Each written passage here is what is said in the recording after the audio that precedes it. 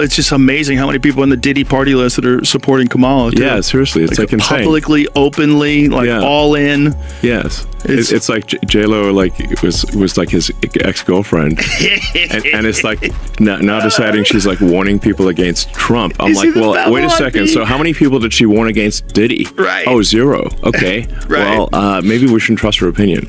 Between Diddy and Epstein, there's probably several thousand hours of footage here. Yeah.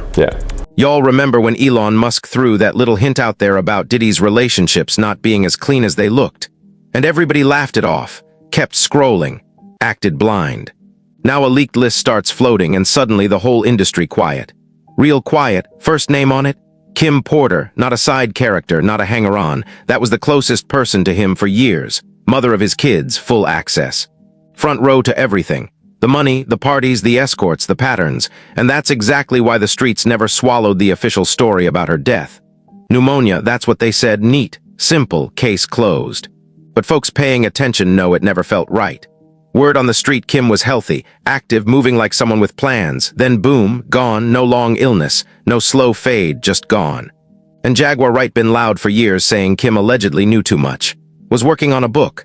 Ready to talk, not gossip, truth. Kim died from pneumonia, but there's the first coroner's report that said it was ruled a homicide and they found toxins in her body to prove that she had been poisoned. You know, they have poisons that create a heart attack and pneumonia-like symptoms. And if you really been listening, you know Jaguar never walked it back, never softened it. She straight up dared industry giants like Diddy to sue her if she was lying. Jaguar? Sue me! Stop coming after outlets. Stop coming after reporters. Stop coming after platforms. You got my number. Call me. Please sue me. I want to go to court. And when it's time for discovery, I guess we can all find out what I really know. That kind of confidence made people stop joking and start listening. Because if Kim was really about to expose what she saw behind closed doors, that makes her dangerous. Not just to Diddy, to the whole ecosystem around him. Now another name circling heavy. Jennifer Lopez, Diddy's ex. And this one? History already wrote itself. People forget how deep J.Lo was tied to his most infamous moment. That 1999 nightclub shooting wasn't just chaos. It changed everything. A woman got shot. An innocent man, Shine went down, prison time, and Jennifer, she walked away clean. Later, the woman who was shot said she saw Diddy pull the trigger, you have said not since Shine. Really right after the that it was P. Diddy who you. I was standing by the front door. I watched the entire thing out. I had no reason to believe that it would escalate to a It was just male machismo and bravado at first.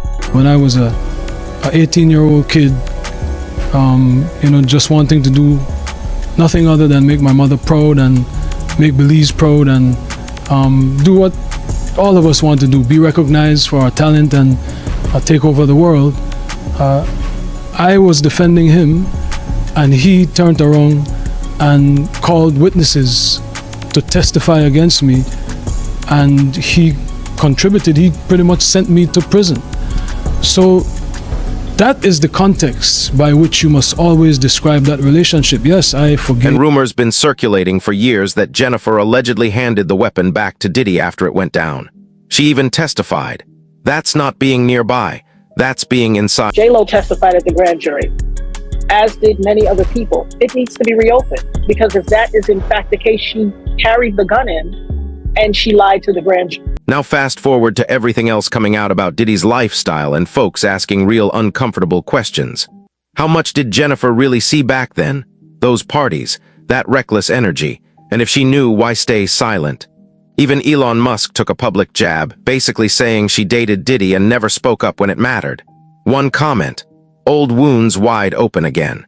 It's just amazing how many people in the Diddy party list that are supporting Kamala. Too. Yeah, seriously, it's like insane. Publicly, openly, all in. Yes, it's like J.Lo was like his ex-girlfriend, and it's like now deciding she's like warning people against Trump. I'm like, well, wait a second. So how many people did she warn against Diddy? Right. Oh, 0. Okay. Right. Well, maybe we shouldn't trust her opinion. Then there's Cassie, and this is where whispers start turning into paperwork.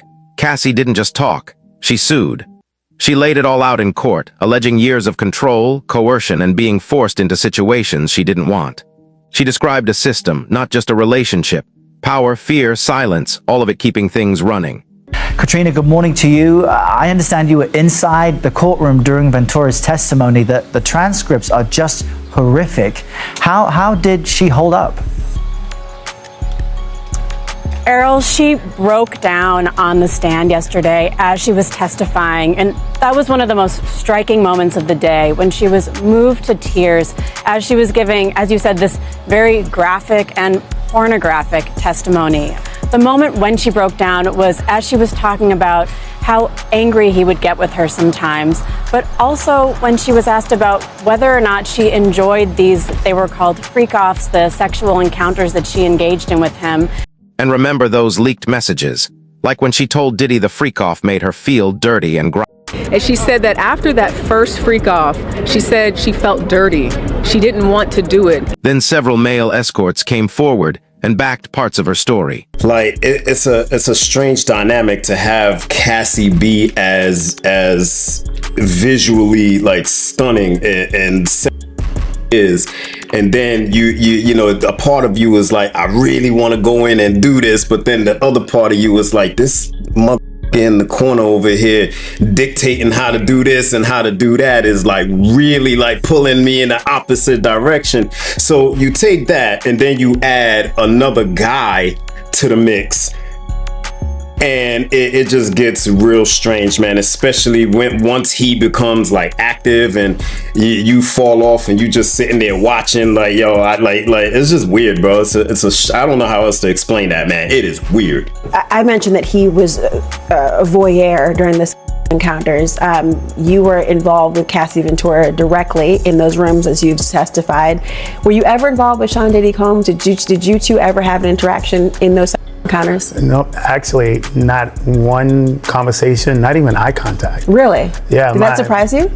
Well, it was told to me immediately, like on the first encounter, that I was instructed to not look at him, not acknowledge him, not have any interactions with. By Cassie? Yeah, by Cassie. So those were the instructions. That shook people because now it wasn't just Cassie saying it. Outsiders were confirming patterns, but here, that's where the street talk gets messy. Some folks believe Cassie knows more than she's ever said. She was inside long enough to see how the machine worked.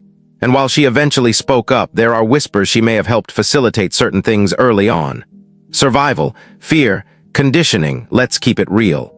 Diddy allegedly settled with Cassie for $20 million. That doesn't erase what she went through, but it does raise eyebrows about how deep the system ran.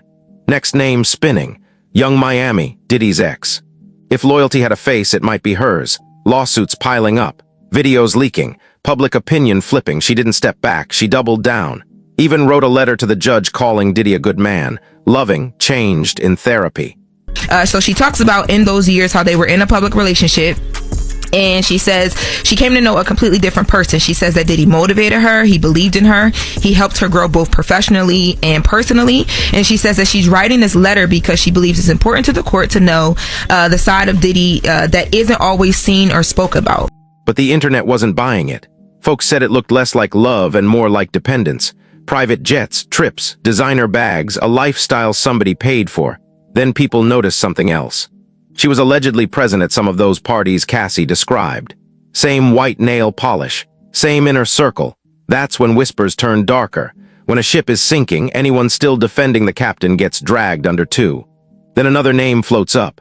Paris Hilton, not romantic but close. Folks want to act like she just popped in for vibes and dipped. Receipts say otherwise, front and center at white parties, birthdays, private events. Even praising them. That 2017 post calling his party unforgettable and saying he had a heart of gold. Yeah, didn't age well. The best party I've ever been to was at Blank's house. Puffy's 50th birthday. It was so sick. Yeah. Epic. All right, next one. Now insiders describing what really went on at those events, people asking questions. Did Paris just dance and leave? Or did she see things that should have been questioned? Silence from someone that visible ain't neutral. It protects something. Then there's Ellen DeGeneres. This one made folks uneasy. When the Diddy heat turned up, Ellen vanished, packed up, left the country. England, public reasons were stress and peace. Streets said panic. They weren't casual friends. Diddy was a regular. So tell me about your birthday party. Am I invited? Yes. Yes, you're definitely invited. I invite you to all my parties. You just haven't seemed to show up. No, well, is it on the East Coast? Yes. Well, that's why. Why don't you have one here on the West Coast? Because I work all the time. Okay, well, maybe I have one at your house. Where's that? Now, what time would your party start, let's say? Like 9:30. Really? That early? Yeah. I could make that. Yeah. But I could think of you of starting a party at like midnight. Like, what time will it go till? That's a different type of party, though. Uh-huh. It'll go from like 9:30 to like maybe 3 o'clock, 3 o'clock. And then, we have the top 2 floors of the hotel. And then it will carry on there? Yeah. No, I mean the after party. No, I know about them. Add in rumors of hidden tapes, powerful names, old files reopening, and Ellen dipping before it all exploded. People started connecting dots, especially after Twitch's death. Officially ruled a suicide, but conspiracy talk went crazy. Some claim he saw something he wasn't supposed to. No proof, just patterns folks can't ignore. And if names start dropping, people believe Ellen moved early to avoid the blast radius. Next name, Naomi Campbell. Every time Diddy and Epstein get mentioned, her name somehow pops back up. Folks been whispering for years, now it's loud. Naomi wasn't just a guest. According to street narratives, she allegedly connected people. Opened doors. Smoothed access. Trips, invites, opportunities. Sounds glamorous until you read between the lines. Folks online say she gives madam vibes, always has, doing it for favors, power, protection. And it gets darker when she admits working with... If a story like this doesn't take into account the person being interviewed, does it then become fake news? Well, it's pretty one-sided, and I don't want to get into that phrase, but I feel if you don't give the person the chance to speak for themselves and respond. I mean, this is a pretty established newspaper. You should give the person the right to respond to what your allegations are. That explanation didn't sit right, especially with alleged deep ties to Diddy too. Same islands, same jets, same elite circles. When Diddy's scandals hit, Naomi wiped him from her socials. That PhD celebration bash, gone. And when someone moves like that, people ask why. Next name, Janice Combs. Yeah, his mother, uncomfortable, but the streets talking. Publicly, she stood by him, court appearances, loyal. But behind that image, darker narratives float. Some say she didn't just raise him, she taught him power. Charm, control, how to work a room, those old clips don't help. Lip kissing, matching nail polish. The IV drip video. Let me introduce you to my mom, called Mom Dukes. Hi. She's getting a drip with me. She's hydrating. What's up, Mom? Everything's good, baby. I'm here with you. Yeah. I love you. Love you too. There are even alleged whispers Janice knew about the freak-off culture. Not participating, but understanding the machine, protecting it. So the question stands, was she just a mother defending her son, or part of what made him untouchable? Next name, Gina, and Gina spoke. Then went silent. She was inside, dated Diddy. Same rooms Cassie was in. Gina said Cassie warned her, said Diddy was dangerous, controlling. Gina later alleged he put hands on her.